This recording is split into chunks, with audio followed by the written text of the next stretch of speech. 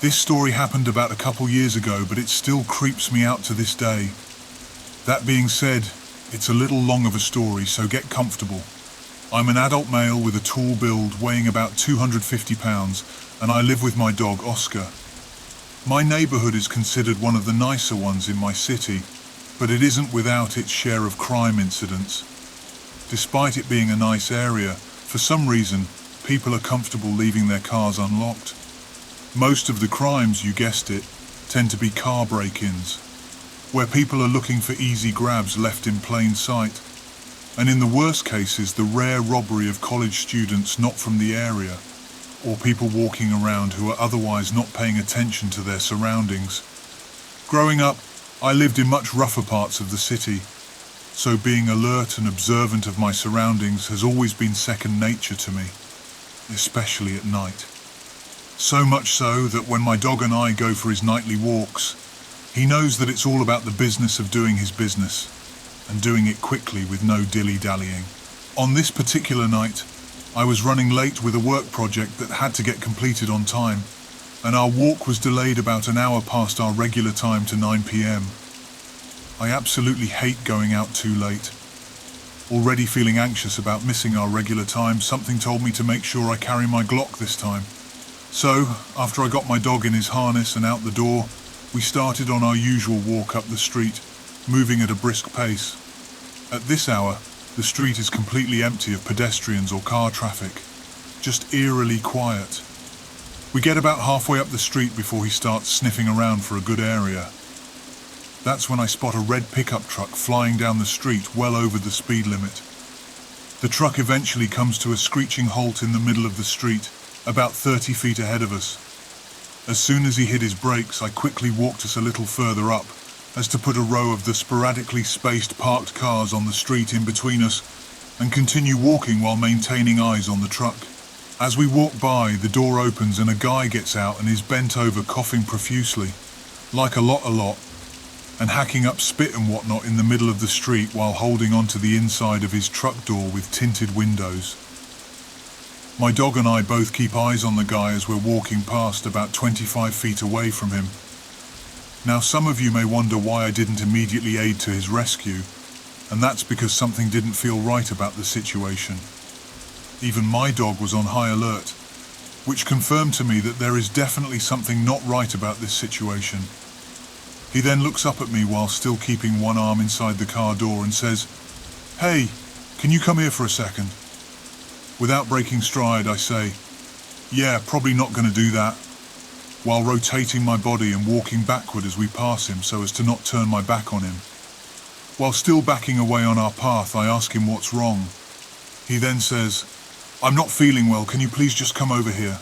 While still backing away, I tell him no plainly, and that he can pull into any of the parking spaces on his side of the street and rest there until he feels better, or that I can call him an ambulance if he's really that bad off.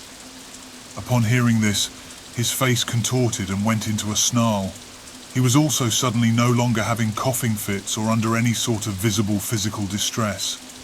Clearly pissed that I wouldn't cooperate, he then slightly closes the door a little so that it's still ajar, but his arm that was behind it is concealed behind his back now, and he started towards us saying, "Please come here, sir.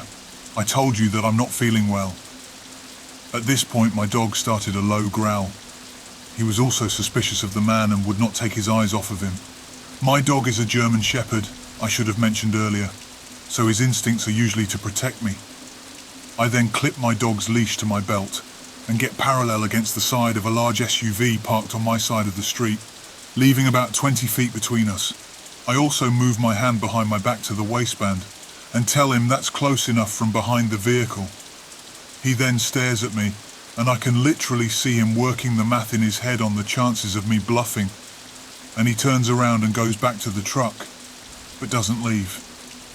He reaches inside with the concealed hand and holds for about 10 seconds before he looks back at me over his shoulder and stares for 10 more seconds, only to see that I'm staring at him also. Haven't left my position next to the buffer vehicle, nor turned my back to him. He says something to someone else in the passenger seat who is obscured by the tint, and then very quickly hops in, slams the door, and speeds back off up the street and into the night. I breathe a sigh of relief, and I can tell my dog is no longer on defense mode, and too calms down. He looks up at me and smiles, signaling me to know it's safe to continue walking. I kept my eyes around my surroundings as we walked back to our house. I've not seen the red truck again that night, and thankfully haven't afterwards. If anyone knows what that was about, please let me know. Was I being too paranoid, or do you think it was also too suspicious?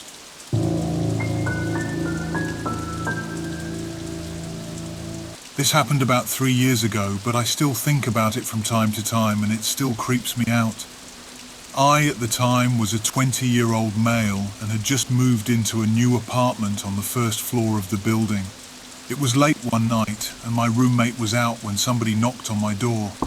This was not uncommon as we were in college, and my roommate had friends that would come by to hang out at all hours of the day. I just figured it was one of his friends, so I get up and check the peephole. Staring right back at me through the peephole is an eyeball pressed against it. Again, this is also something that one of our friends might do just to be funny. I chuckled and opened the door, and to my horror was shocked to see a guy in his mid-20s that I didn't recognize. I felt sick to my stomach seeing him there and froze to my core, unsure of what to do. He was strange to say the least. He was very hyper and immediately launched into a door-to-door salesman type pitch. I can't remember exactly what he was even selling, but it was something about the local university which I also attended at the time. The whole time he was talking, he kept looking past me into the apartment. He was fidgeting and even standing on his tiptoes to see inside. Still, I just thought the guy was weird and nervous and might not have been all there. I politely declined to buy anything from him, but he wouldn't take no for an answer. I finally had to be pretty stern in telling him that I wasn't interested. He finally accepted defeat, and as I was closing the door, he put his hand out and stopped the door from closing. Before I can be like, "What the F, dude?" he smiles at me and says, "I like Mario Kart on the Nintendo 64 too." Now me and my roommate have been staying up late into the night playing Mario Kart 64 in my bedroom for the past several days before that.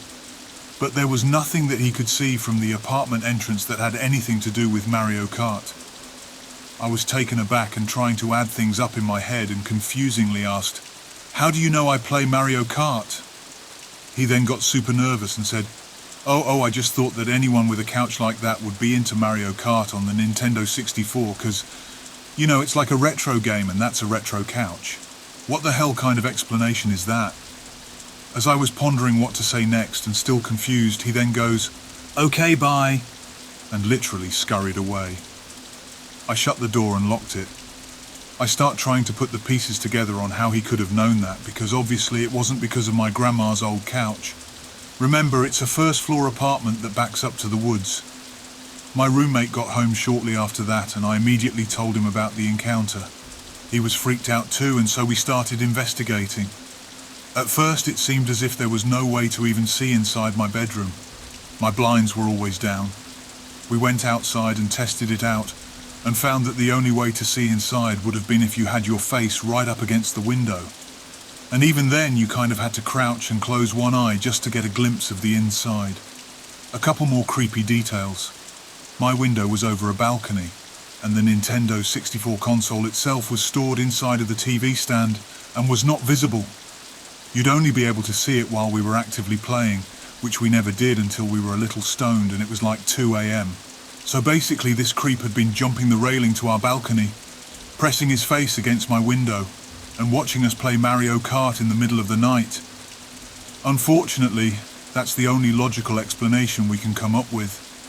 Another guess is he's a sorcerer or a wizard, which for obvious reasons we didn't go with. Thankfully, we never saw the guy again, but needless to say, I was pretty paranoid for a while after that. I constantly checked my windows and woke up in the middle of night paranoid that he was standing just a couple feet away, watching me sleep. Just a very unsettling encounter. I'm glad that nothing more ever came of it, and that I never saw him again. But I have always wondered what his motives were.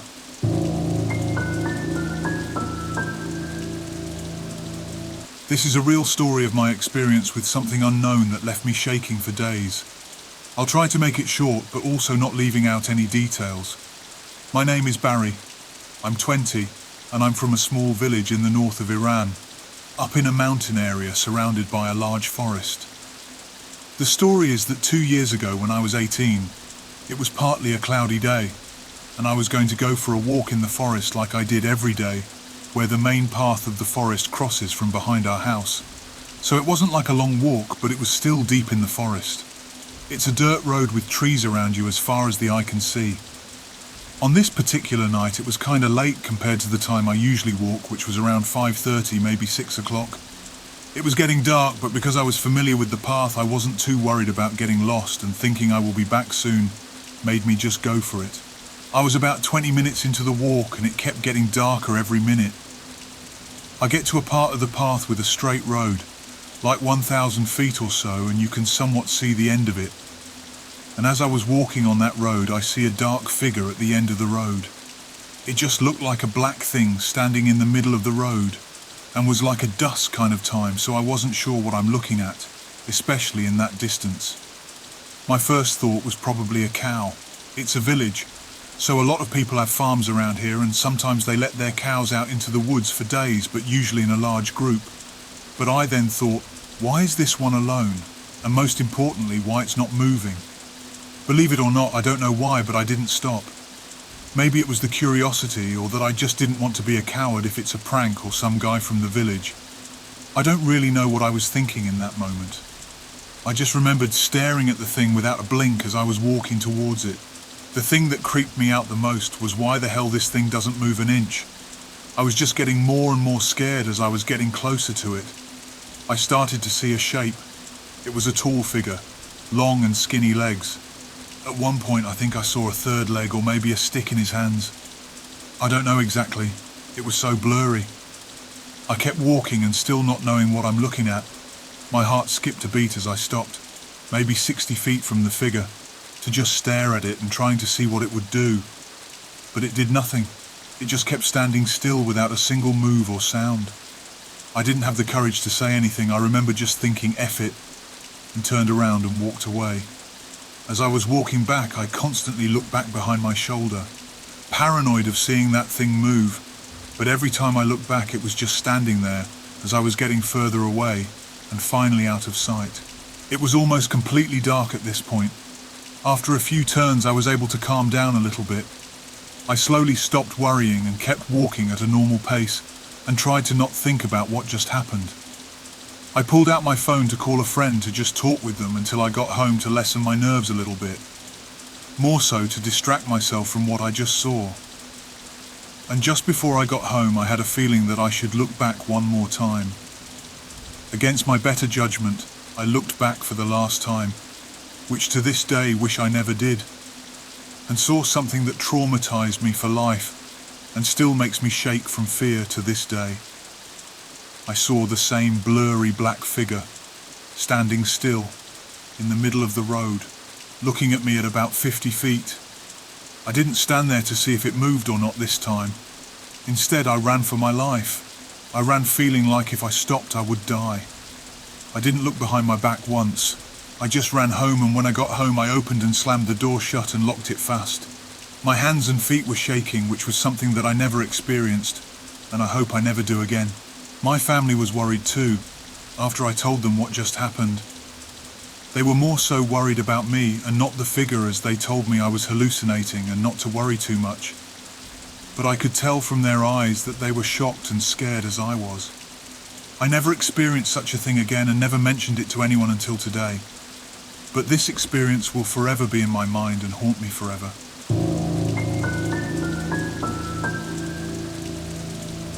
Before I start, I've told this story to lots of people over the years, friends, family, even acquaintances whenever supernatural or scary stuff has come up in conversation. But I've always left out the finer details on purpose because honestly, I think I have some trauma from it. I don't like going into detail about it or reliving this experience. Instead, I have only ever recounted this as a 60-second scary story to elicit a reaction, probably as a coping mechanism. My girlfriend is the only person I've ever told the full story. To be clear, I'm not trying to convince anyone of anything here.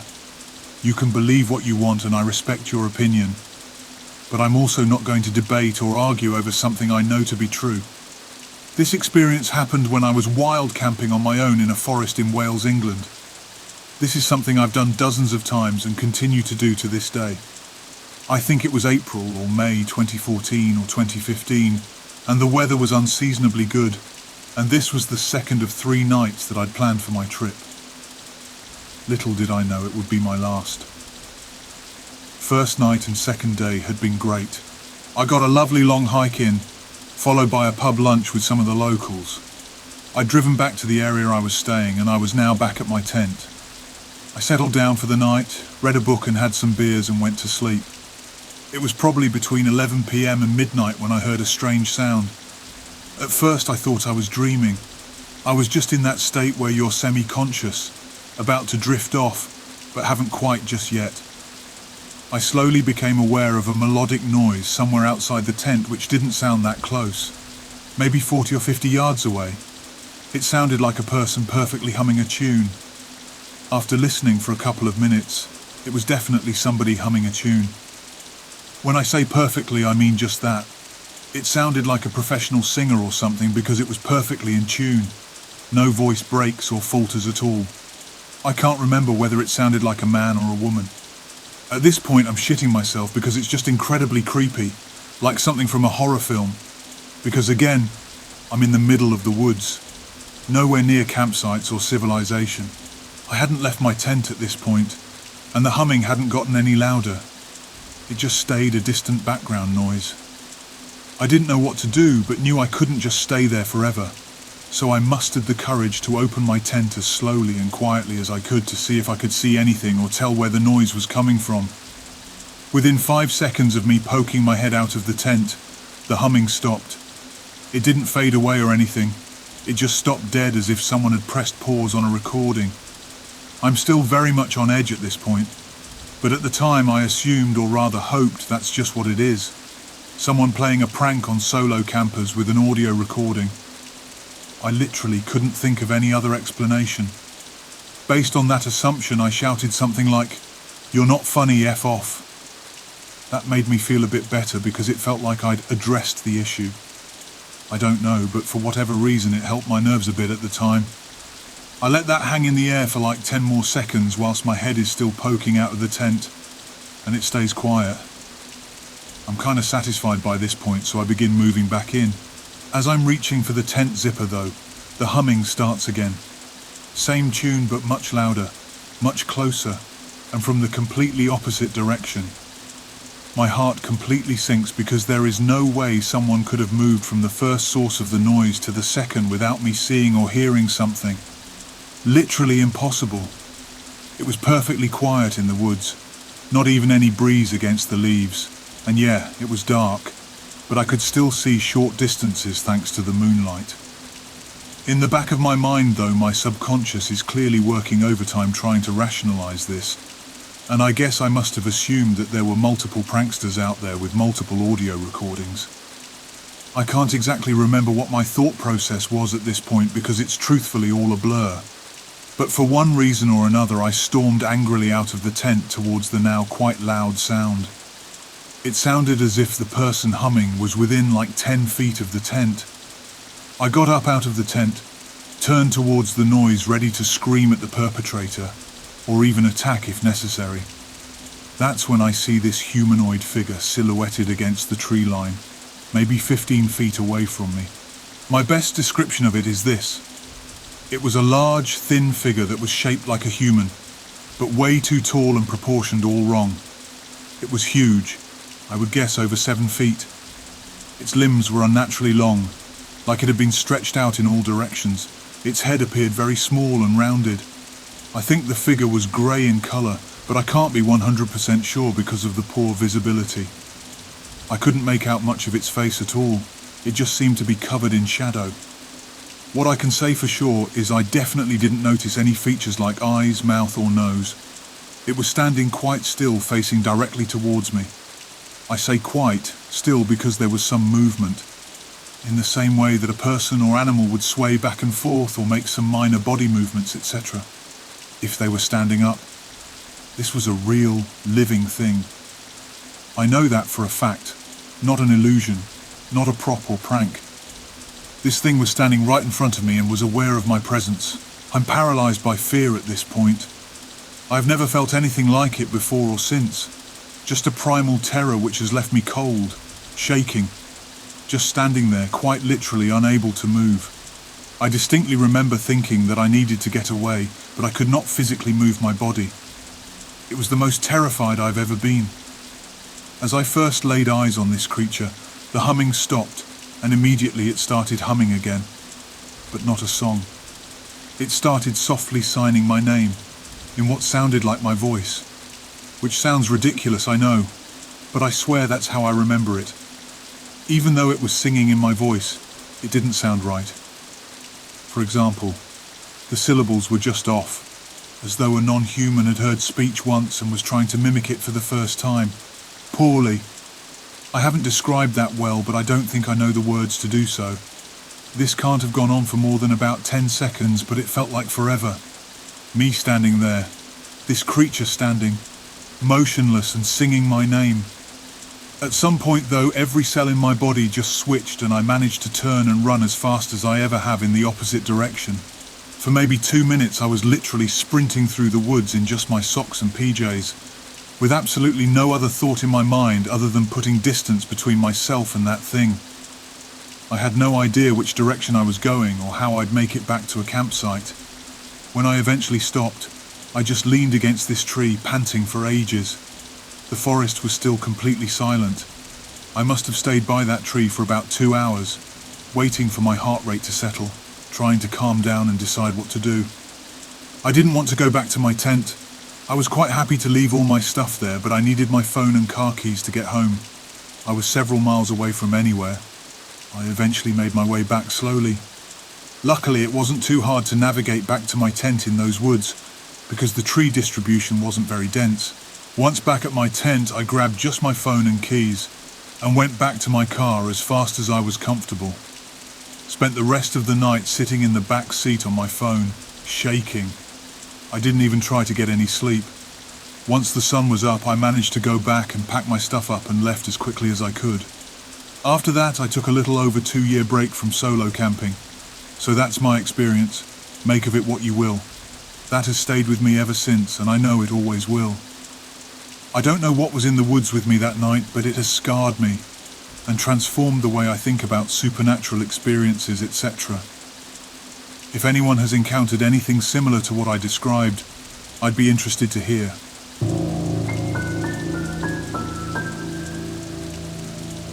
I was walking from my boyfriend's house last night a bit after midnight.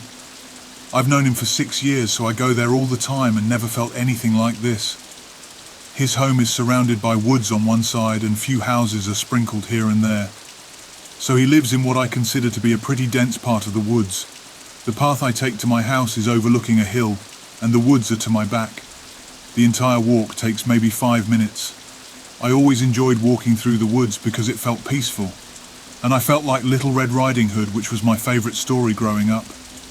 That was until I experienced this terrible feeling that I couldn't shake. As I was walking, I was fumbling through my pockets to find my AirPods when a sudden feeling of dread overwhelmed me. This came out of nowhere and caught me by surprise, but I was suddenly paralysed with fear that I contemplated calling him to come and get me, but I couldn't force myself to wait or make any noise. As I was picking up my phone about to call my boyfriend, I heard him call out my name saying, "Jenny, what are you doing? Come back here," he said. But it wasn't his voice. I mean, it was, but it sounded more like someone was trying to mimic it. It was very emotionless. I turned around and didn't see anything. Everything was silent. Even the crickets stopped chirping. I don't know what I thought was going to happen, but I could feel tears come and I started running. As I was approaching a clearance, I felt that the air was so thick and quiet and everything just felt off. This is the best way I could describe it. I ran back to my home safely and locked the doors. I've been walking this same path for the past 6 years and never felt anything like this. Also, of course, this had to happen the night my mum was out of town for a work conference. So I locked all the doors and locked all the windows. I looked outside one more time and I don't know if it was paranoia or fear or if what I saw was real. but when I squinted and looked into the woods more closely, I swore I saw a figure. It seemed tall, but again I don't know what it was. It may have moved a little, but it, for the most part, stayed there. I stayed up the rest of the night monitoring the house and called my mum and boyfriend to tell them what happened. My boyfriend offered to come, but I told him not to because I didn't want it to get him too. Luckily, my mum keeps a gun in her safe, so I unlocked it and grabbed it just in case. She trusted me enough to know the code and knew me well enough that I wouldn't use it unless it was an absolute emergency, and I felt like this was.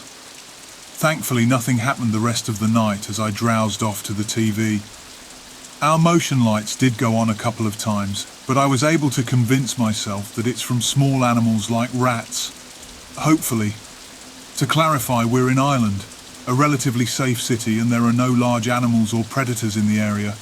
Not sure if this even belongs here, but I would like to hear your thoughts. I still feel super uneasy and uncomfortable about this. Thanks.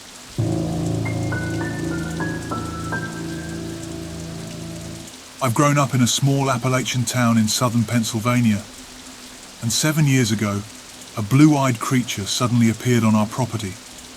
My whole life growing up on our property, the woods have always felt off. Not evil or bad exactly, just not great during the day. But as soon as the sun goes down, you feel like you're being watched.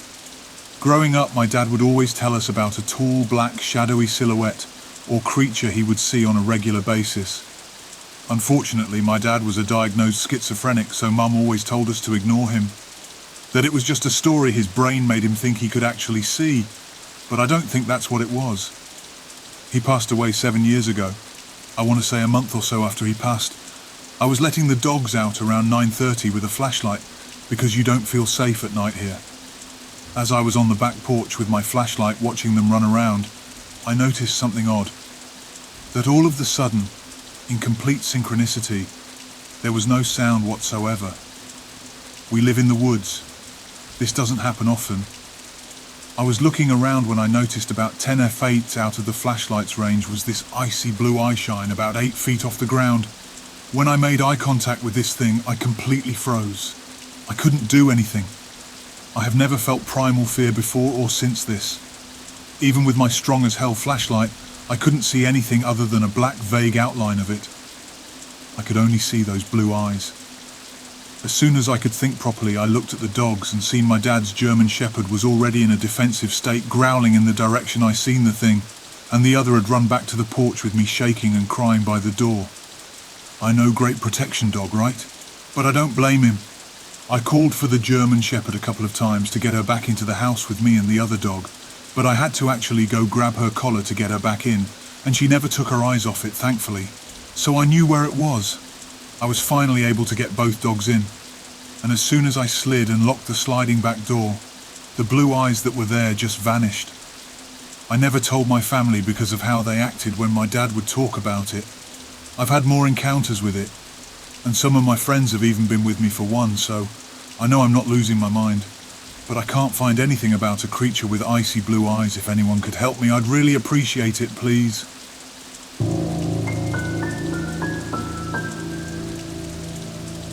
Hello everyone. I live in rural southwest Virginia, in Appalachia, and heard odd whistling in the woods a few days ago at night. It started when I was playing airsoft alone in the woods at about 7 p.m. in almost pitch black, and was walking around the woods behind my house. I got to a clearing just on top of a hill and sat down to take a rest. Just when I sat down, I heard an odd whistling. It was perfect whistling, and whistled a tune I had never heard before. It was clear, and it sounded close, within 150 feet or less, and came directly from behind me. It would have had to have been in the woods, and near the property line with one of our neighbours. It instantly gave me chills down my back, and I got the feeling of being watched. I, not being an idiot and having a brain, wasted no time in sprinting full speed down towards my house, hopping over rocks and limbs. The whistling stopped shortly after I got moving, but I still felt like I was being watched and like something was off. I didn't see anything when I did turn back to look while opening the gate, but that may be because of the darkness and the distance I had moved. I don't think it was a bird. as the leaves on the trees haven't regrown yet, and it still stays cold at night and sometimes during the day. But I don't know much about birds. There were also no birds to be seen, and everything else was quiet. I also doubt it was a person, as I heard no talking, no leaves crunching, and no other noises. I should also mention the whistling started out of nowhere, and did not gradually get louder as if someone or something was moving closer while whistling. I should also mention that I've been in those woods a decent amount of my life, and have never heard anything like it before, not even once. I was a bit tired, but I've been more tired before while being up in those woods at similar times, and I'm not one to hallucinate. The situation still gives me chills when I think about it. I've had the feeling of being watched before in those woods, but those feelings have never been so intense and extreme as that one night. I was hoping if anyone would know what it was. Was it an animal? I haven't really seen anything outside of a bear or two and deer in those woods. I should also mention the dogs occasionally bark randomly into the woods, but they weren't really barking at the moment when the whistling happened. I was hoping anyone could identify what it was, and I'm not saying it was paranormal, but I'm not saying it was just a wild animal.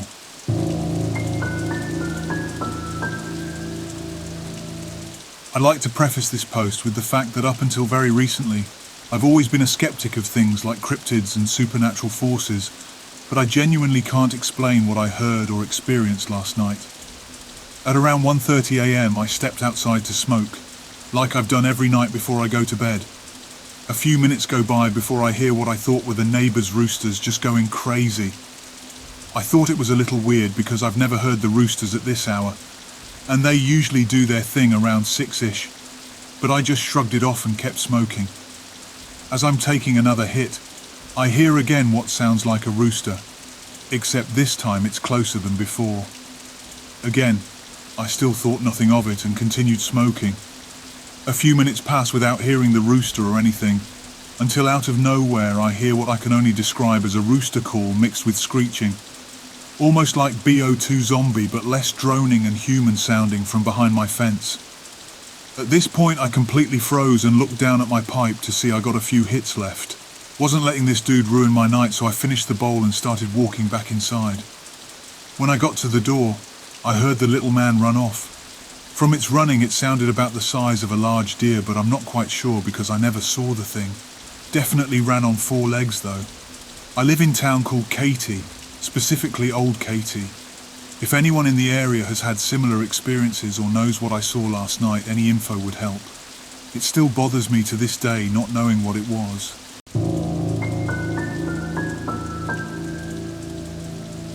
Hey everyone. Let me tell you the story of how I think I was mistaken for an underage girl and believe this creep tried kidnapping me. For some context, I'm 23 female, and while I do have to dodge the occasional creep, it's moments like this that make me question whether or not humanity has any hope, and debate if anyone can actually be trusted. I am 4 feet 11 inches. I know I'm very petite, but trust me, I make up for it with my fury and resting bitch face. Anyway, I go running at the track not far from where I live. Not even really for the intent of exercising. It's more of a way for me to decompress, to daydream and run off the day's frustrations. My legs were burning after I did about a mile and had to sit on a bench to catch my breath. I was scrolling and looking for another playlist on my iPod, all while debating if I was going to do any further running, while a man came out of nowhere and had a seat next to me. He was extremely large, both in stature and body weight.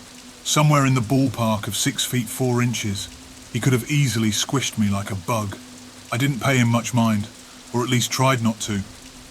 It was especially hard given the ample amount of park benches around the track that were unoccupied. He said something, but I could barely hear him with my AirPods in.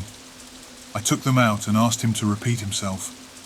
He said, "I said they don't make them the way they are when I was your age." I was confused, but not really confused. I just gave him a blank stare like I couldn't be bothered by it. He went on to say things like, "Bodies are changing, and if I had a girlfriend like you." After continuing to not say anything to him, he asked if my parents were okay with me being in the park alone, and asked what time my curfew was. I laughed at him and joked it was 11. I think he took me seriously. Anyway, he then started rambling about my butt and my boobs, implying that I was extremely advanced for my age. Dude, I'm small. And yes, I have boobs. And what age did this man think I was? At that point, he was pissing me off. I must have shown it too, which is why he held up his hands and said, "Hey, don't give me that look. I can appreciate a sexy body, can't I? There's no law against that." At that point, I figured the best course of action would be to leave before I introduced my fist to his face. So I got up to leave and he stood up after me. He asked if he could take me out for food, but I ignored him and kept walking. I went near the bathroom where they have a set of wall lockers and got my things. I also made a pit stop in the bathroom for obvious reasons. When I left, I started making my way to my car, but he was on the sidewalk not far away from my vehicle. I made the long loop around so that I wouldn't have to pass near him. As I'm about to get in my car, he calls out to me and says, "Oh, so you can drive?" I don't know if that was disappointment to figure out that I was older than he thought or whatever. I stopped and gave him the dirtiest look I could. At that point, he grabbed my arm and said, "Oh, that doesn't matter, baby. Come on, let's go somewhere." I was stunned. Was this guy delusional or something? I had a really bad feeling about this situation. I don't know why, but I panicked and had this strong feeling like he wanted to kidnap me. So with that, I pulled out my pepper spray from my pocket and he jumped far back. Excellent, I thought. I dashed to my car and locked the doors. He made a motion for me to stop, but I didn't. I also had my hand on my revolver, which I don't think he knew about. I didn't think it was that extreme of a case yet, but screw it. I'd rather ask for forgiveness. As I was trying to pull out of my parking spot, he wouldn't let me. He stayed firm behind my car. At that point, I was seriously contemplating on running him over. I figured it's better to run a creep over than shoot him with my gun, right? I honestly don't know how that defense would hold up in court. I know pepper spraying is okay. I should also mention I'm very short-tempered and have been known to have anger issues.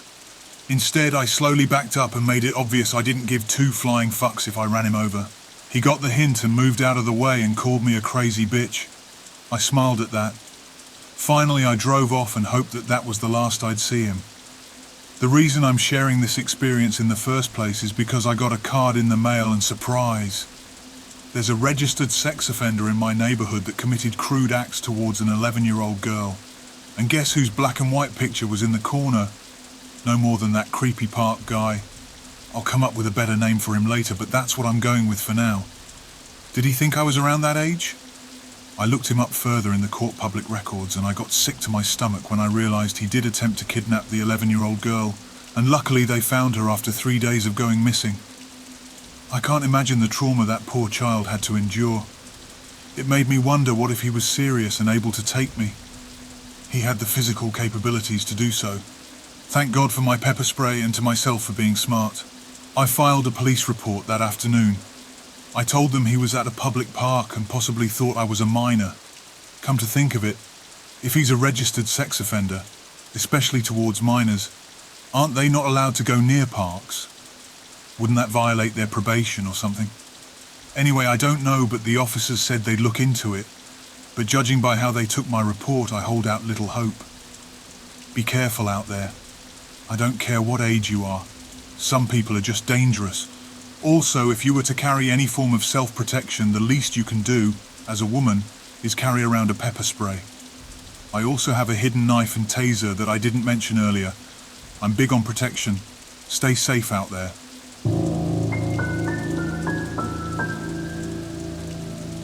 So this will be a much longer story. Fair warning.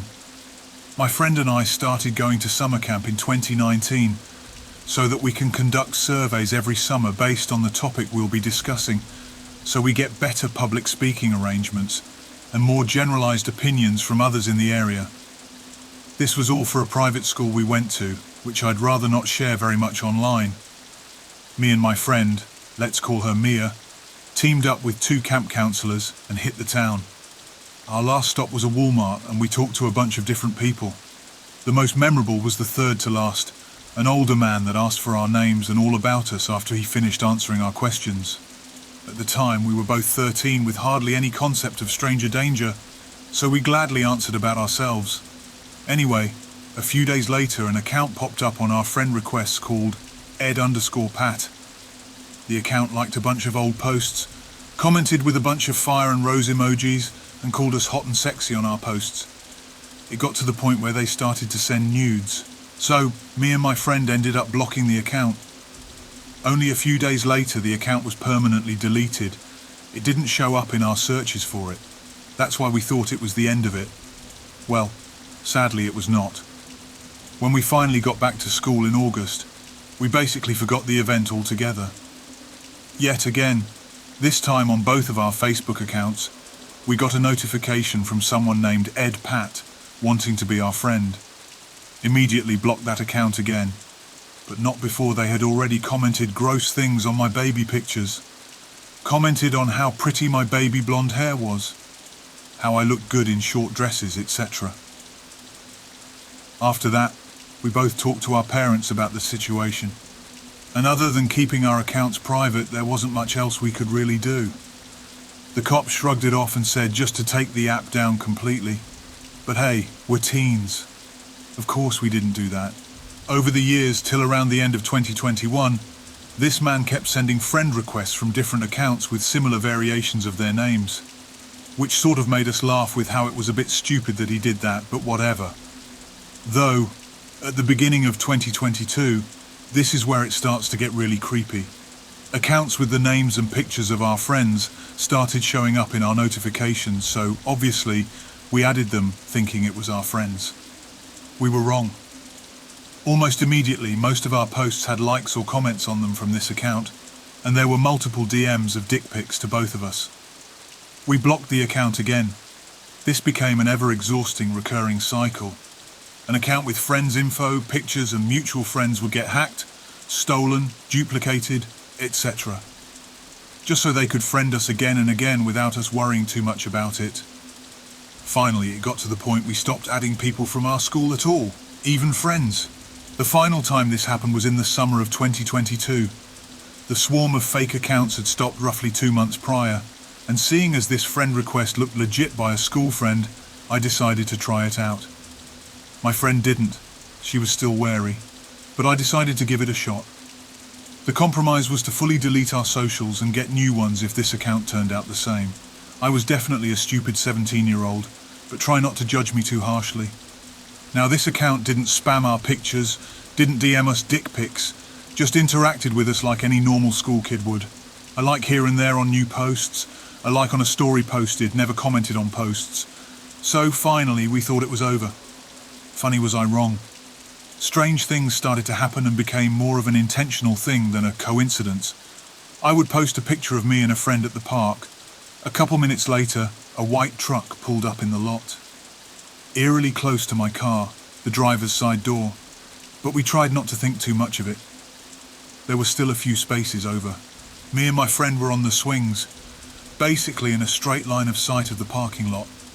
The truck lights remained on, pointed at us, for a long time. It got to the point that me and my friend finally started getting worried and anxious. So we hopped off the swings and decided to take laps around the park instead. The car was far too close to mine for us to be comfortable getting to it in time. Mind you, it was about 10 p.m. at night, so we were the only ones there. We waited and roamed the park for nearly an hour before the truck finally drove away. That's when we raced to my car and I drove home, looking behind me frequently just in case. Luckily, I didn't see a vehicle following us, and I'd noticed since it was 10 at night and no one was on the road. This happened in early June and it kept happening.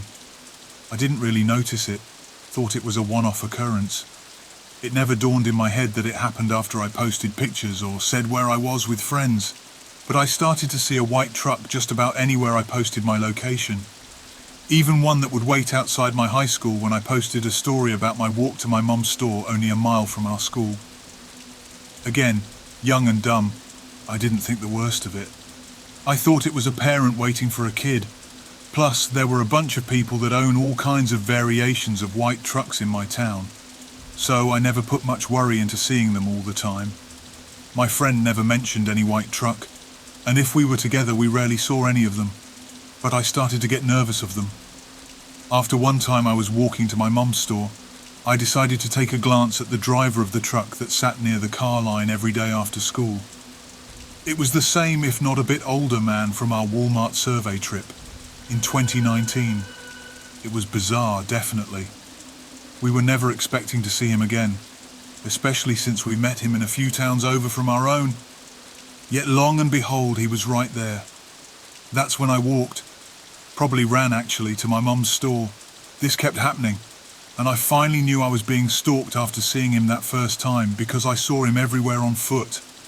Anyway, I'll fast forward to the last bit that happened on the last day of our shared summer camp experience in late July 2023.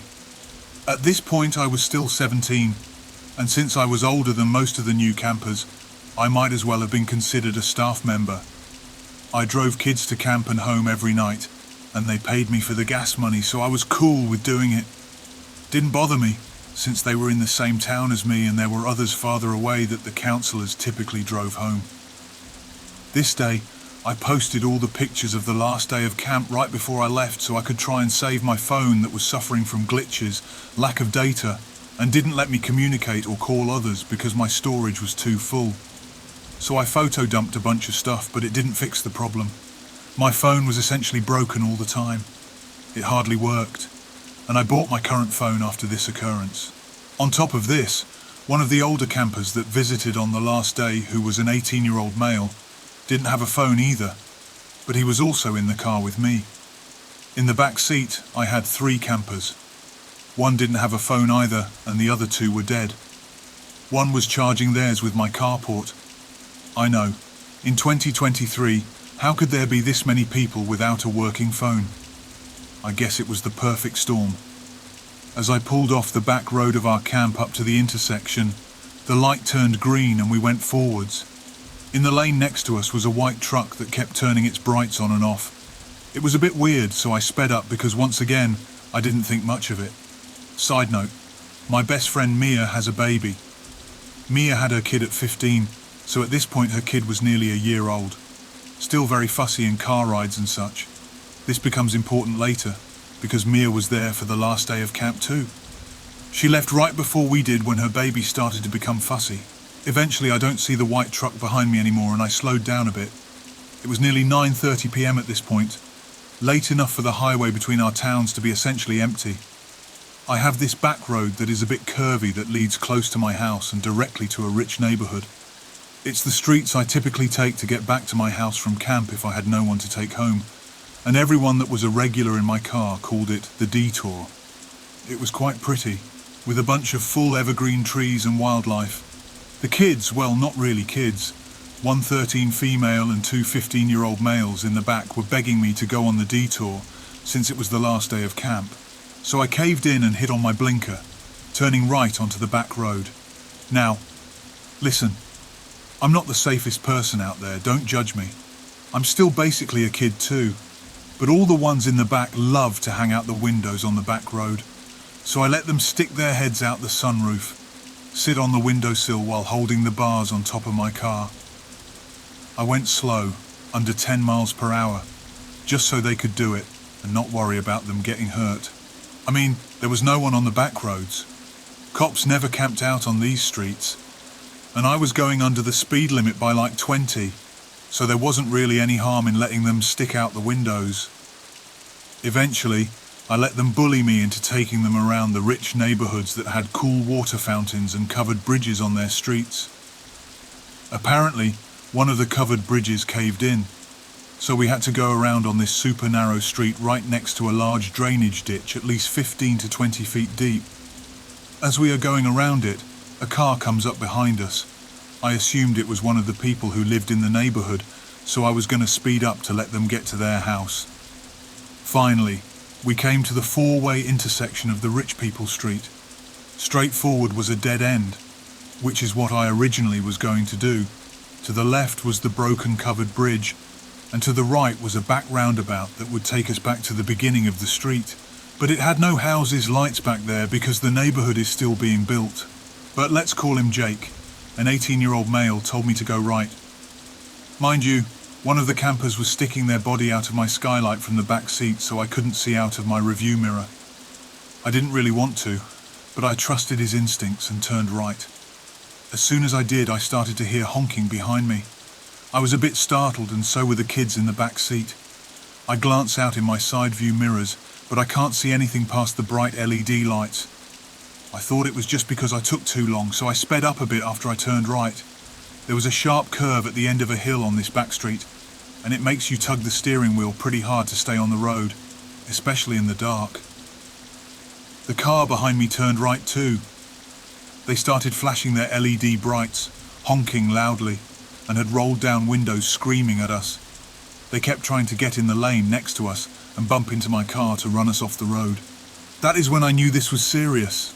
Instantly, I started screaming at the kids in the back seat to sit down, buckle up, and roll up their windows. They barely managed to do that by the time I hit the sharp curve at the end of the hill really hard and gunned it off the street, driving around the drainage ditch with little problem. I've done it multiple times.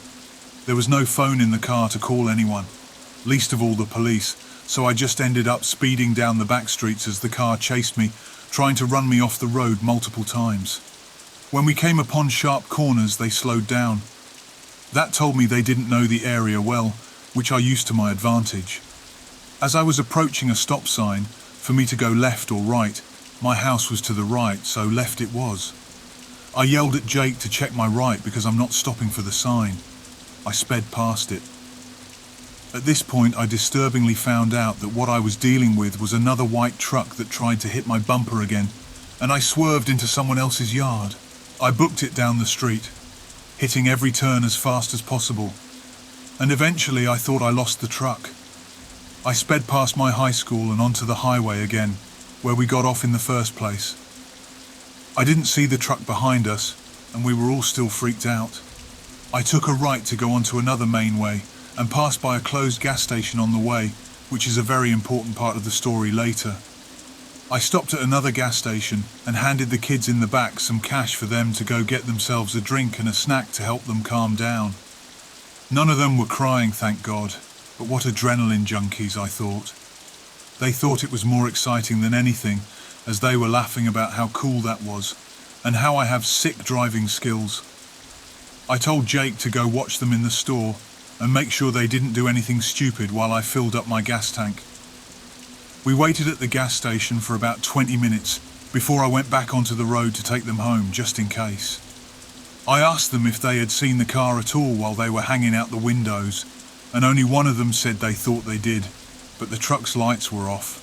It was the same truck from a town or so over, from the intersection in front of the back road to our camp, which meant they followed us for nearly 25 minutes. After I dropped all of them off, I was still a bit shaky and decided to try and see if my phone would call someone that I could talk to about what happened. The only contact that would load was Mia's, since she was the last person I had talked to on our phones. With a stroke of luck, my phone actually let me call her. She picked up, but all I could hear from her side of the line was her crying. Obviously panicking, I asked her what was wrong, and long and behold, she shares a story eerily similar to what just happened to me. Apparently, Mia's baby started crying so loud she could barely focus on the road, so she pulled into the closed gas station that I mentioned earlier. Right outside our high school, I sped past. She was giving her kid their bottle when a white truck pulled into the lot. Immediately, she was weary because it was closed, and she was right. Less than 30 seconds later, this truck parked horizontally in front of Mia's car to block her in. She immediately started the car again, locked her doors, and pulled off over the grass curb, blocking her from the street. She was not chancing her baby at all. Mia told me the only thing she remembered was that it was the same man we had seen years ago in that Walmart, his eyes staring at her like she was just a piece of meat for him to have. As she raced home, the truck caught up to her. She turned onto her back road, running out of gas, and the truck started to flash its lights, honk, run her off the road the entire time. But a couple streets before hers, a little red car pulled out in front of her and started to brake check her as the white truck tried to hit her from behind. It was a mess.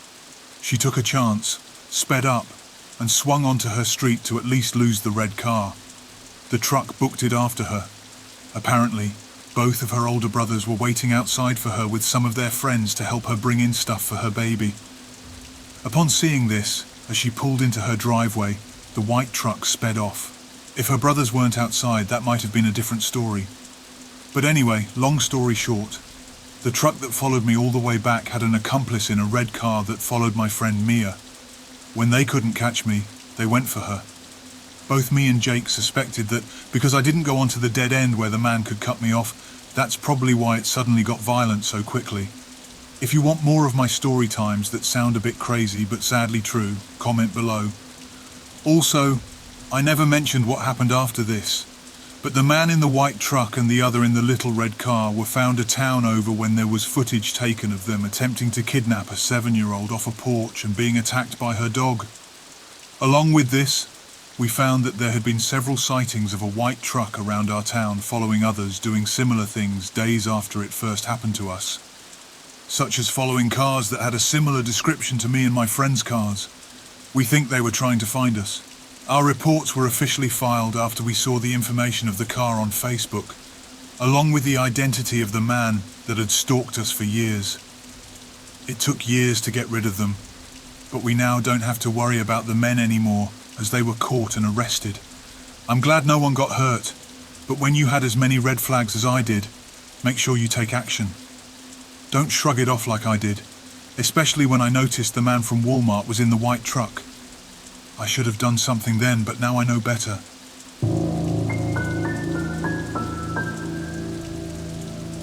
This probably happened when I was around 5 or 6 years old. I'm 22 now. For a while I thought that I had just made this memory up, and that it didn't actually happen, until more recently, where I unlocked more of the memory after driving past the bookstore where I had this scary encounter and asked my mum about it. She was stunned that I forgot about it and told me the whole story. When I was little, my mum used to take me to Indigo, which is like Chapters or Barnes and Nobles, so she could browse around and read while I played in the children's area of the store. Mind you, she never left me alone. I was always in her vicinity. Anyway, this one particular time we had gone, I was roaming around the children's area just browsing the toys and children's books. I was riding around on one of those little scooters they had in the store aimlessly and happily. The store was almost empty because it was near closing time. My mom was sitting in the center of this area reading a book she had just picked up. I rode around and had made my way through the aisles to the back corner of the children's area and bumped into a man's leg. I was startled, but he didn't move when I bumped into him, so I looked up. When I looked up, I was utterly mortified. This man was standing in the back corner, pleasuring himself. His pants were slightly pulled down, and his thing was so pink-red that it looked raw. He was a white man, probably in his 50s, with piercing blue eyes. He didn't say anything. He just looked me in my eyes while doing his thing and smiled.